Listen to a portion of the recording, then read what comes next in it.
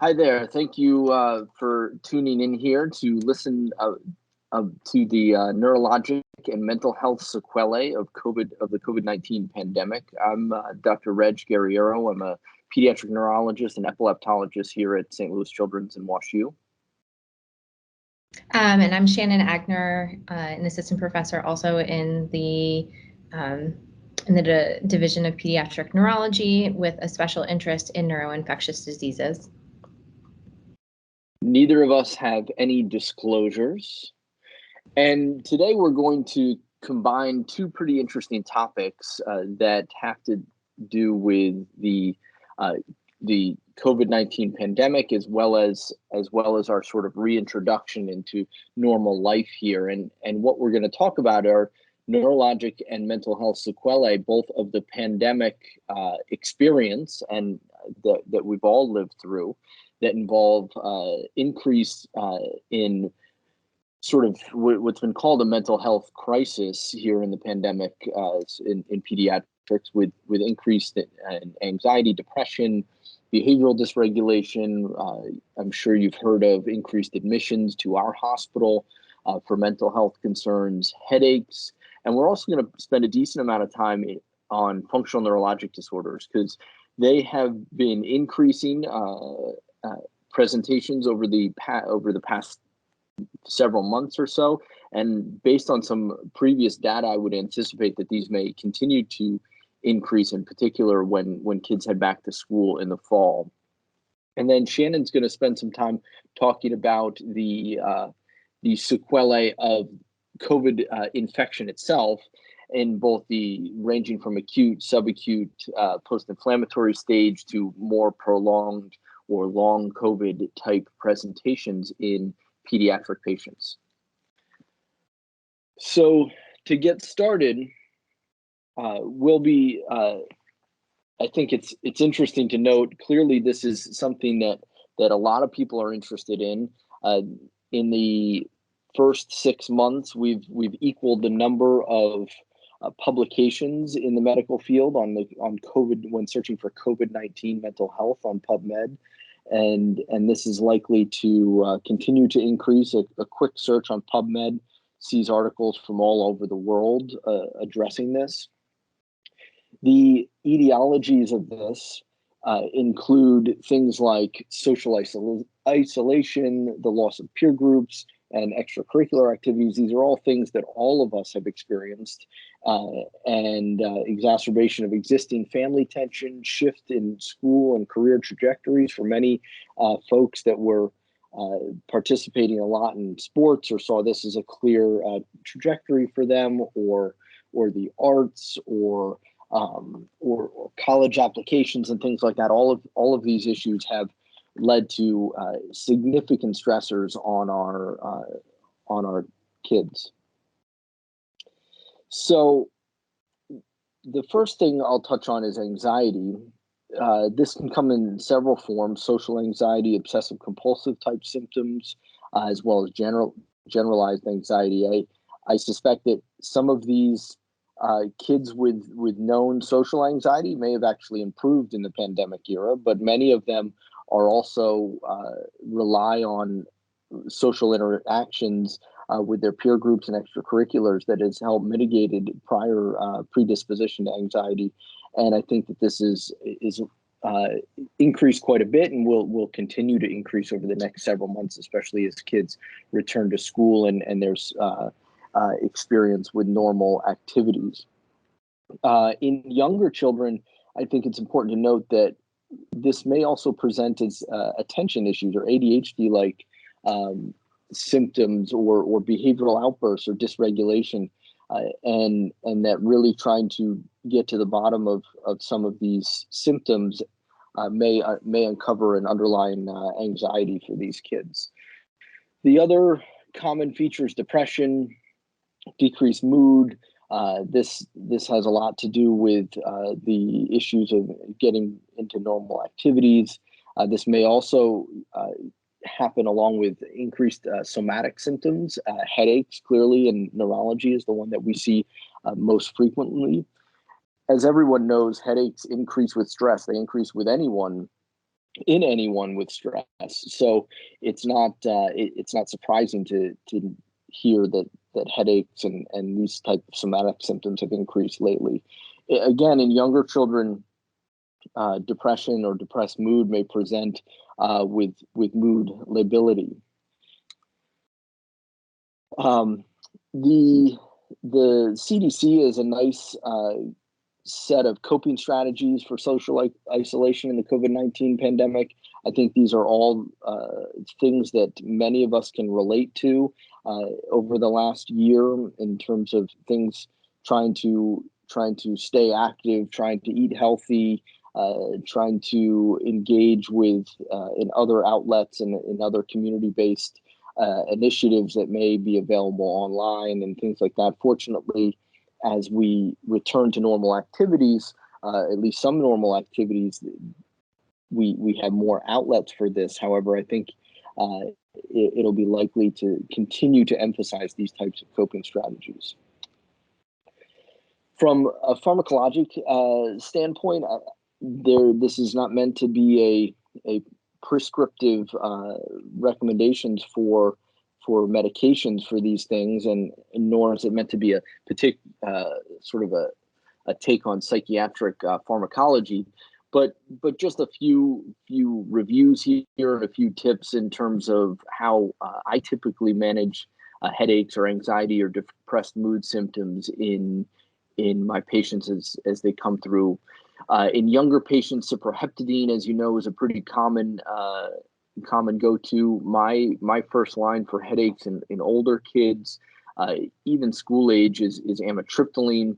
This is particularly useful with comorbid sleep issues and even anxiety. It's nice because it comes in just a 10 milligram tab that's easy for kids to take and seems to really be beneficial in terms of treating all types of headaches. For anxiety, there's a variety of different SSRIs. Certainly, you can read more in the review cited there. My typical go-tos are any one of these: citalopram, fluoxetine, or paroxetine, depending on the circumstance. Also starting a pretty low dose for kids. Depression or depressed mood, again, the ones approved for kids are fluoxetine and escitalopram. All of them have been used at one point or another. I think this review goes through some of those options. The thing I'd like to spend a little more time on today, though, is functional neurologic disorders, which we have seen an increased presentation in over the past several months. And I would venture to say this will continue, particularly when school comes back into session. Previously, this was known as conversion disorder. We still commonly refer to it as conversion disorder.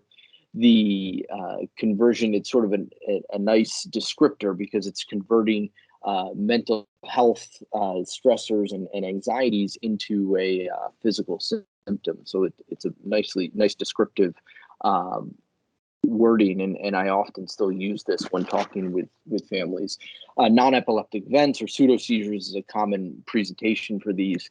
The definition of conversion disorder or functional neurologic symptom disorder is in the DSM outlines these 4 points. The one I'll call your attention to most specifically, though, is that clinical findings provide evidence of incompatibility between the symptom and a recognized neurologic or medical conditions. Now, clearly, this depends a lot on everyone's comfort level with the presentation, with the symptoms, and with their neurologic exam. But I think as we go through this portion of the presentation, I'll highlight some tips and tricks for identifying things and the importance of reassuring these patients and partnering with your neurologist and psychiatric mental health providers as well. So conversion disorder or functional neurologic disorder should be distinguished from, and it's important to see the difference between that and somatic symptom disorder or fictitious disorder. Somatic symptom disorder is when someone is really obsessed with a particular ailment, and they have that they have excessive thoughts, feelings, behaviors related to these somatic symptoms, and how serious they are. So this might be someone obsessing about how bad their headaches are and whether they have a brain tumor or something, even in the absence of any evidence of that. And they spend a lot of time and energy devoted to these symptoms. And also distinguished from fictitious disorder, which is just the pure falsification of these physical or psychological signs, that is consciously meant to deceive those around them. It's not straight up malingering, because with malingering you sort of have this obvious external reward, but it can be thought of as fairly similar. So quick little history lesson. The conversion disorder, functional neurologic disorder, gets its start several years ago, originally referred to as hysteria, which is from the Greek word hystera, and it has to do with the movements of the woman's uterus. It was Jean-Martin Charcot, a neurologist in the mid-1800s, who described hysteroepilepsy. He also emphasized that hysteria could occur in men, and he used hypnosis to cure these patients, but believed there was some deep, quote, organic cause, which required that could be fixed. He has some notable students who sort of used a lot of his teaching as a foundation for their own work. The types of symptoms that we see are really range in terms of neurologic presentation. They can include weakness. They can, a really common one is abnormal movements. For example, we'll see myoclonus or tic-like movements. Gait disorders are very common. Swallowing, speech symptoms, attacks or seizures, passing out. Sensory loss or other special sensory symptoms. Most commonly, vision loss is the one I think we see most frequently. And then there is a high proportion that will have a mixed group of symptoms here. So as we progress through and think about the epidemiology, there's a little slide lag here, sorry. In pediatric primary care, in patients that you all see on a regular basis, somatic complaints without a medical explanation range from somewhere between 15 to 50%. And I'm sure you all have a better appreciation for this than I. Somatoform disorders in an adult neurology clinic account for about 5 to 20% of patient visits. These are outpatient visits. And interestingly, the phenomenology of conversion disorder differs across nationality and ethnicity, but it's fairly widespread and ubiquitous across the world in terms of its presentation and existence. So I'd like to spend a little bit of time talking about some clinical characteristics and a little bit of demographics for patients, because I think it informs things as we move forward. This is from some work I did with some colleagues as a trainee in Boston, where we had two cohorts of patients presenting to the emergency department with functional neurologic disorders. And there you can see the age. It's really most commonly between the ages of 13 and 18 years old are really the most common. The ranges for these kids, the youngest kid that presented with a functional neurologic disorder was 8 years old. So I think that's important to keep in mind that younger presentations are fairly rare. And so it's not to say they can't happen, but I certainly, when I see an 8 or 9 year old with concerning symptoms, I'm more thoughtful about the diagnostic approach to those patients. This is an important point that with respect to stressors, there is oftentimes no stressor appreciated. In at least 25% of the patients we saw prospectively, there was no stressor identified. Many had academic or family stressors. There was some relationship or bullying. Interestingly, in this cohort of the patients that we saw, there was no one who presented with a really sinister stressor, such as abuse or neglect or something like that. That's not to say that it can't happen. It absolutely does happen, and patients do, and surveying for those sorts of stressors is important, but it is not that common. In terms of the presentation, many of the patients presented, again, as I said, with mixed symptomatology, with 43% of them. The next most common was non-epileptic seizures. In terms of persistent symptoms, this is an important point that only 17% had persistent symptoms at follow-up. So these are kids that can get better, and it's important to, that's why it's important to address these concerns early on. There is certainly a high neurologic and psychiatric comorbidity in these patients. So patients with a history of anxiety or depression, or patients with a history of epilepsy or headaches or things like that, it is not uncommon for those patients to also present with functional neurologic disorder. Many of the many as 40% were admitted to the hospital. These are often more severe presentations, or sometimes folks that need an additional test or two to sort out the etiology. But there was, in this diagnostic group, in this cohort, the neurology resident, so that's a PGY 3 or 4 resident who saw these patients in the emergency room, got the diagnosis correct in around 92 to 94% of the time. And so that just says that a fairly novice neurologic exam can diagnose these patients, and that it's important to do so, because as you can see there, they can lead to a lot of missed school days and a lot of missed parental work as well. So what about more ubiquitous stressors? Well, when we were doing this study in Boston, we also had looked to, it happened to occur just before the Boston Marathon bombing.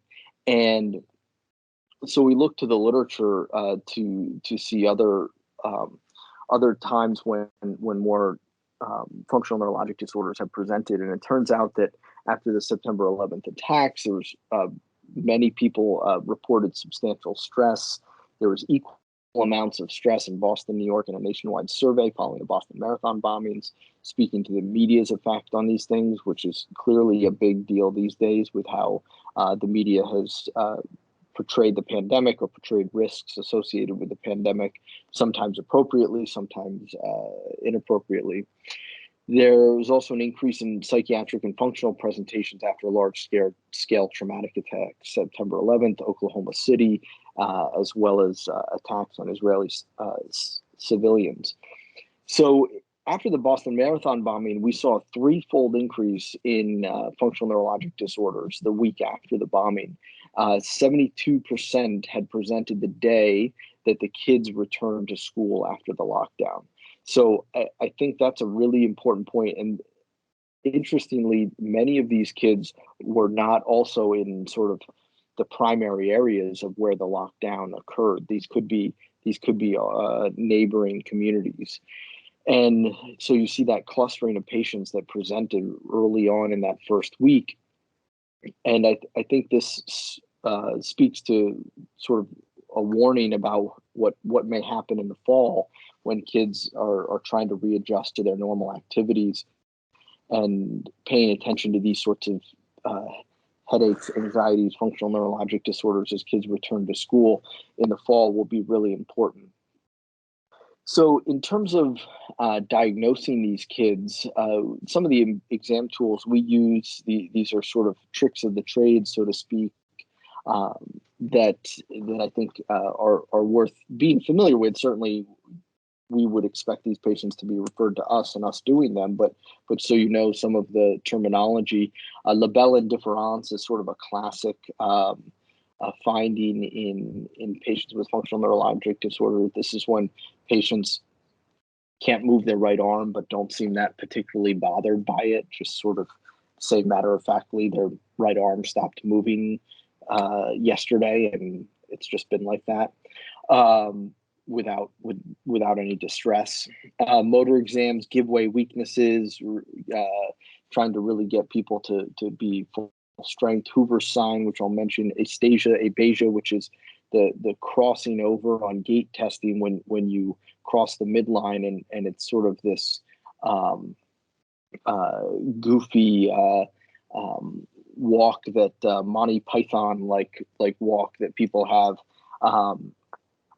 instead of having a wide base gait, which is what would be more common of a gait instability and ataxia in a patient with a neurologic condition.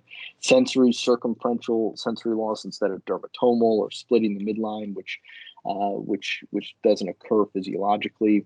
Hoover's sign is really trying to see if that other ankle activates, pushes down when that contralateral leg is being lifted.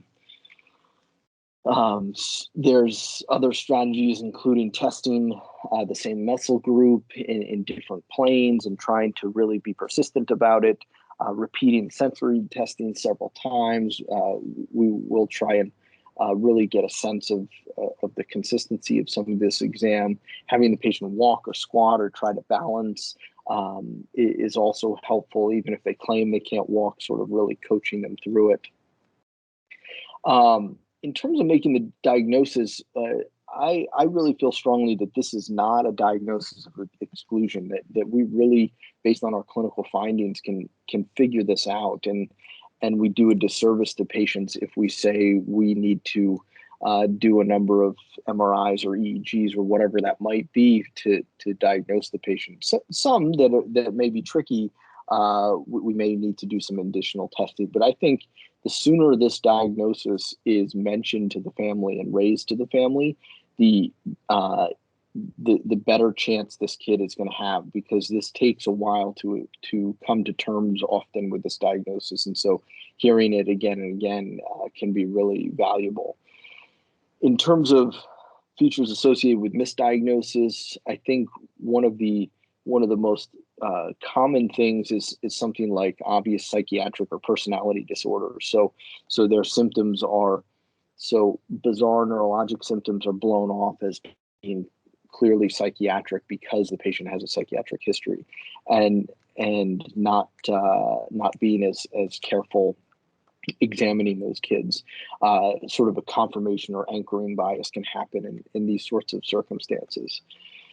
I'll just touch quickly on this notion of organic illness versus functional illness, and only to point out, and I won't go into much depth here, but to point out that there's been functional studies, whether it be fMRI or PET scans, that have compared individuals with sort of psychogenic oriented disease and so-called organic disease or neurologically related disease, and see some of the same findings on imaging with the, for example, psychogenic dystonia or organic dystonia, or in this case, functional, in the case on the bottom, functional sensory motor loss can be seen.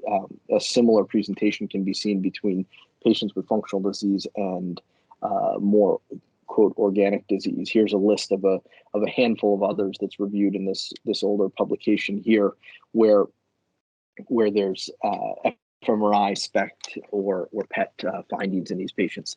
So this is clearly a condition that is hard for patients to understand and hard to sort of come to terms with. And so when discussing the diagnosis, I think it's okay to talk with the parents and child together. It's okay to it's really important to emphasize that they're not trying to do this, that starting with reassurance, even explaining the exam if needed. And really what I try to show is that the neurologic exam is a diagnostic test. It's not, I don't need the MRI because this is an added diagnostic test that we're doing in detail. Anchor the description in something they understand. I like to use the sweaty palms approach, meaning saying that everyone knows what it's like to have sweaty palms or butterflies in your stomach or the hair stand up in the back of your neck when you're stressed, giving a talk in front of a class or before a test or sports game, and that those are all physical manifestations of thoughts and emotions and anxieties going on in your head. So anchoring it in something in a description that they can understand is really valuable. And then discussing the treatment. And as I mentioned, emphasizing that you're not faking, this isn't that you're not crazy, and balancing that with not being too balancing confidence in the diagnosis with not being too dismissive. So and ultimately people really want to know what they should do about it. And the mainstay of treatment is cognitive behavioral therapy. First, it's sort of reassurance and explaining that this is not dangerous to them. And then it's emphasizing cognitive behavioral therapy to help change that connection between the thinking and what they're physically experiencing. Medications may be part of it, but the reassurance is a valuable tool. Certainly referring, so just in general, and we can talk about this again after Shannon's conversation, but those kids are being referred more commonly in terms of patients with headaches and stuff like that. I think starting some of these first line therapies is worthwhile. If they're refractory, please refer them. If they have any other complicated feature, obviously refer them. And if parents just need reassurance, we're happy to see them as well. We do have an urgent clinic that now may be appropriate for some of these patients, especially a patient that you see with a functional neurologic disorder or a high suspicion for a functional neurologic disorder. Calling us, and we may be able to see them within the week. So that may be a consideration. And so now I'm going to turn it over to Dr. Agner, who is going to talk about some of the SARS-CoV-2 related neurologic complications in children. And I think as she goes through, you'll see some overlaps, especially as we get to long COVID and talking about the importance of symptomatic treatment, referral to us as needed, and symptomatic treatment. Great, thanks, Reg. So as he mentioned, I'm going to talk more specifically about the spectrum of SARS-CoV-2 related neurologic complications. And so many of you have seen or heard the broad spectrum now of disease across the long time frame that occurs with SARS-CoV-2. So we know that in pediatrics, a little different from adults, that we have a lot of patients that are either asymptomatic or have really mild disease when they have peak viral titers and associated symptoms. And then again, a little bit unique to pediatrics, in weeks 3 and 4, that's when we're starting to see the MIS-C patients, and I'll describe that in a little more detail later in the talk. And then this after week 4 is when some of the more subacute or para-infectious or autoimmune associated illnesses are popping up, including things like Guillain-Barré, some acute flaccid myelitis patients, as well as other organ system involvement, including longer-term pulmonary disease, seizures, as well as vascular problems and cardiac problems that are happening. The presentations are slightly different, but that are happening both in children and in adults. And then as patients are recovering from their acute or subacute infections, we are seeing in children too that some kids are presenting with what in the lay press has been termed long COVID. And so I'll talk about that in a little more detail. And those kids are presenting really usually like at about 3 months when patients are, most of their acute illness related symptoms have resolved, but parents are recognizing that they're just not able to get back to their typical activities. They haven't been able to perform the way that they were in school. And that's when they're coming to see us. And so the good news is about these patients is that even if they're presenting around 3 months, many of them are resolving completely within 3 to 6 months with careful partnering with primary physicians and specialists, and in some situations, therapists and pharmacologic intervention. Many of them are recovering back to their function prior to SARS-CoV-2 infection. And some of the other things I just wanted to point out that we've now recognized, most people that are tuning in also ascribe to the statement that children are not small adults, but we've also learned some things to compare and contrast to adult presentations, just because there were so many more adults that were symptomatically affected by infection, that our obese adolescents had similar risk factors to adults that presented with SARS-CoV-2 infection. And so, our obese adolescent patients were at much higher risk of respiratory distress and respiratory failure in acute COVID-19 infection. They also were the ones that were at higher risk of vascular complications due to their hypercoagulability, but also their immobility. There was a case report of a child on the West Coast who ended up with thrombotic strokes after the COVID-19 lockdown and had been playing video games like from sun up to sundown, and in his extreme immobility developed DVTs and thromboembolic strokes. So there have been instances of this type of presentation in pediatrics as well. And we also learned of the unique entity of MISC. Again, the good news with children is that those that did develop endotheliitis or vascular injury are recovering relatively well. And I wanted to point out this figure on the right shows sort of the symptomatic constellation that shows all the different types of presentations that people have had with acute COVID-19.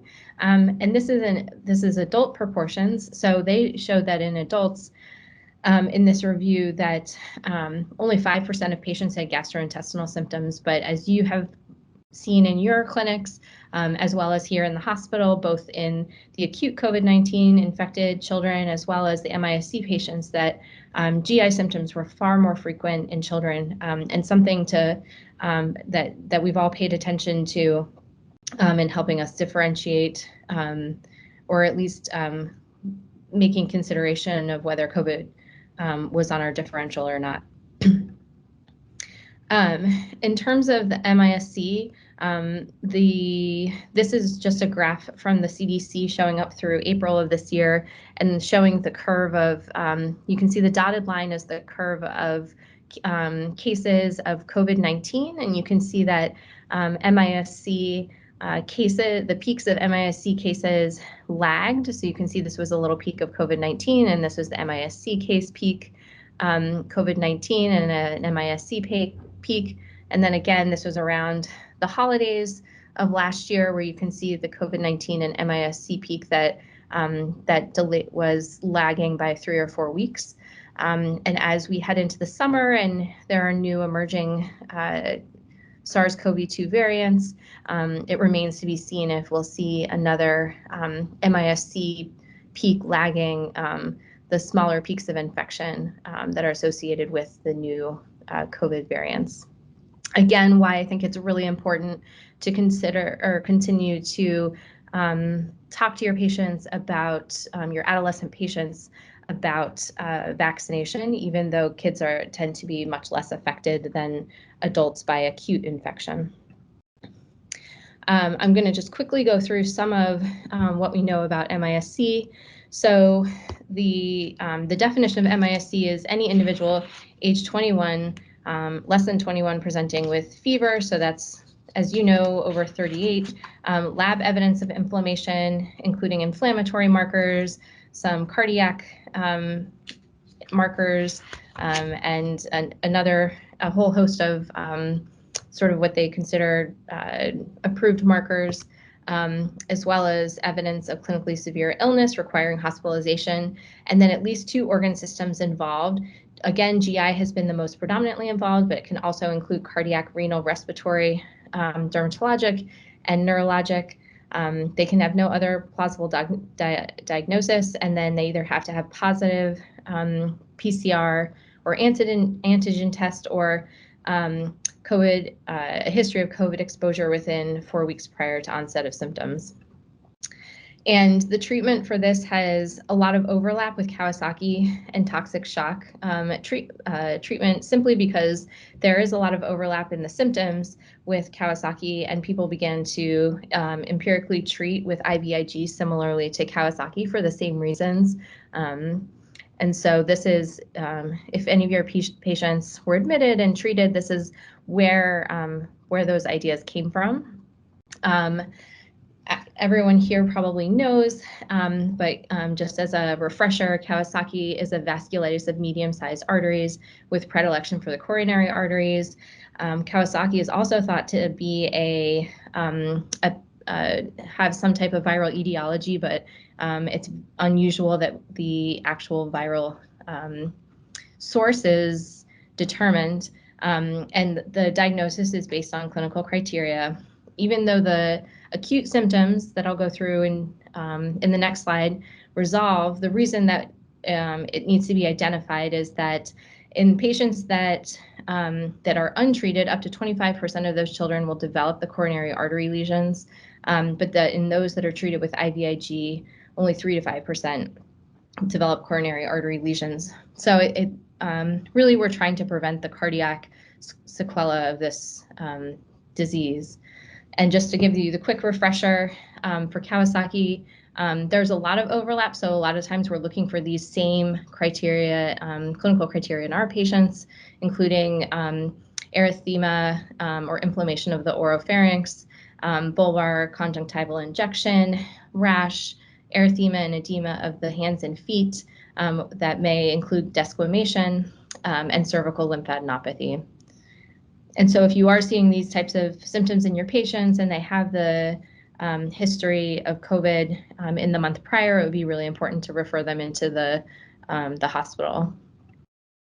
And the proposed pathophysiology for this is that you can see on the left, this is in a patient that would potentially have mild disease, but type 1 and type 3 interferon responses are thought to be our first-line antiviral responses. And in a patient that has SARS-CoV-2, already we know has mechanisms to evade those responses, but in a patient that's able to effectively clear virus, then you should have pretty effective viral clearance and resolution of symptoms with mild disease.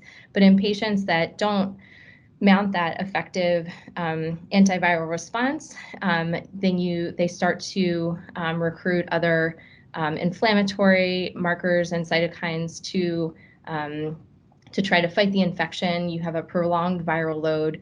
You have this vicious cycle of inflammation that can cause the hyperinflammation, including some of the post-inflammatory entities like MIS-C, as well as the cytokine activation syndrome that has been seen in adults. Luckily, stroke is relatively rare in pediatrics, but there have been some patients. This is on the left showing what we've seen in the International Pediatric Stroke Cohort. There have been 0.82% of ischemic strokes are among hospitalized patients with SARS-CoV-2. So it's relatively low, but still present, and it is less than what has been seen in adults. On the right, this is all patients with neurologic manifestations of patients that presented to the hospital and were hospitalized with SARS-CoV-2 infection. And you can see some of the neurologic symptoms include difficulty walking or crawling, seizures, loss of taste or smell, headaches, altered mental status, and fatigue.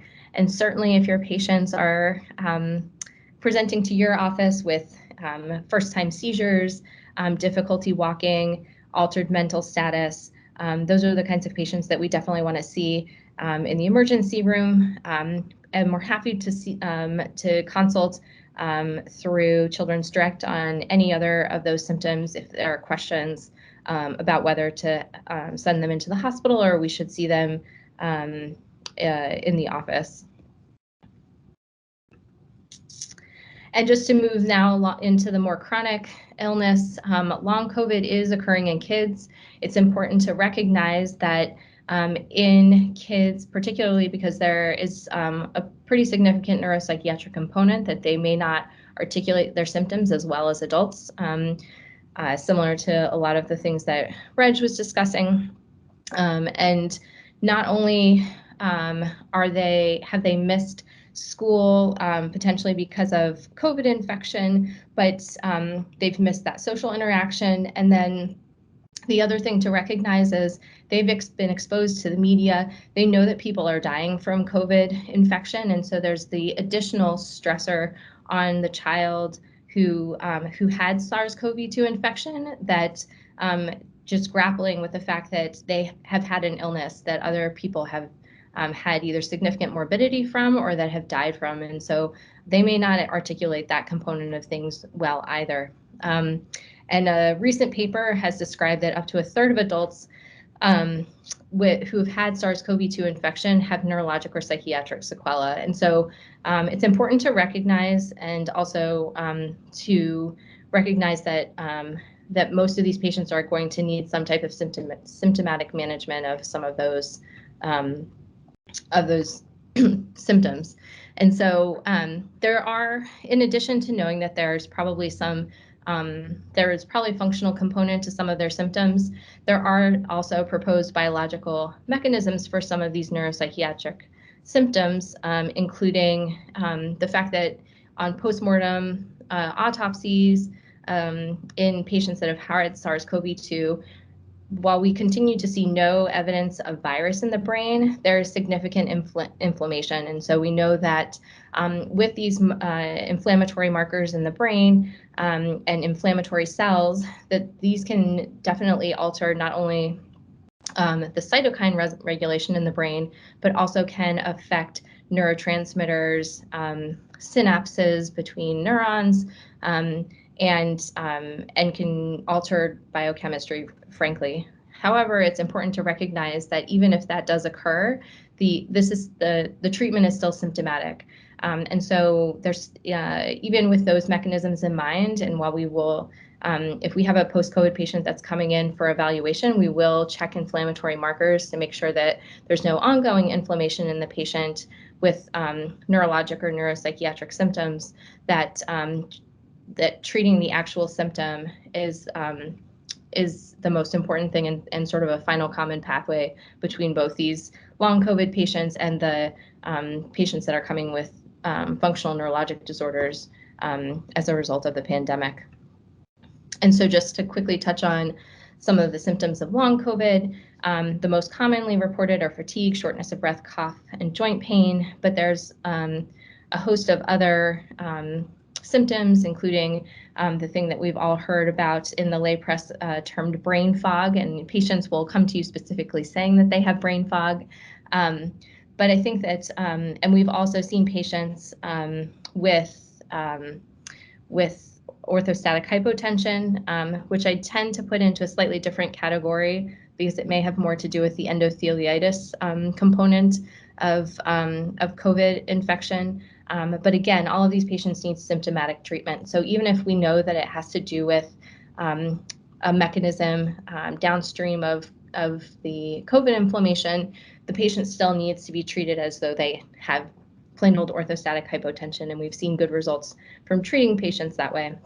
But it's also important to recognize that all of these symptoms that are listed here can have a neurologic or neuropsychiatric component. And so with that in mind, I just wanted to highlight, again, the CDC has really good guidelines on some of these things. They have some guidance on post-COVID conditions and aspects of history to take, but they also highlight that many post-COVID conditions can be managed by primary care providers, particularly because you all know your primary care patients better than any specialist would. You know what their prior quality of life and function were, and where they may or may not be able to be functioning when they show up in your office with some of these symptoms. And so they also recommend that healthcare professionals and patients set achievable goals through shared decision making so that the patients and children and parents can have some type of intermediate and long-term goals for getting kids back to their typical activities of daily life and sort of what we all are trying to fit into this new normal. And so in terms of history for post-COVID patients, thinking about any prior conditions, including respiratory, cardiac, mood symptoms, in particular sleep disorders that may be affecting the sequelae that someone may be experiencing after COVID infection, and then also assessing their level of material and social supports to deal with these new stressors, both of just having a pretty significant infection, but also trying to incorporate back into our new normal life. And then also just having a really good history of what their prior functioning was and where they're at now. And then also remembering to screen for potential or substance use disorders, both in your patients and parents, just so that, again, you can get a better sense for what environment your patients are in. And so just to conclude, the neurologic and mental health complications of the COVID pandemic relate to both the mental health toll of social isolation, but it also in specific circumstances can be secondary to the illness itself.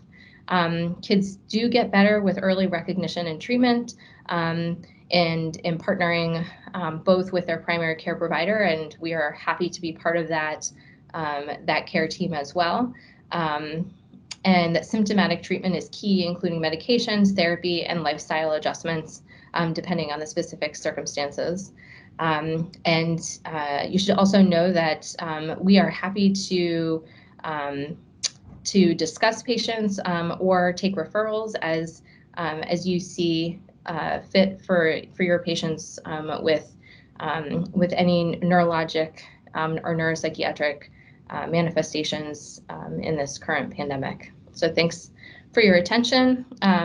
Both Dr. Guerriero and I are available for questions or discussion, and thanks for your attention. Thanks so much.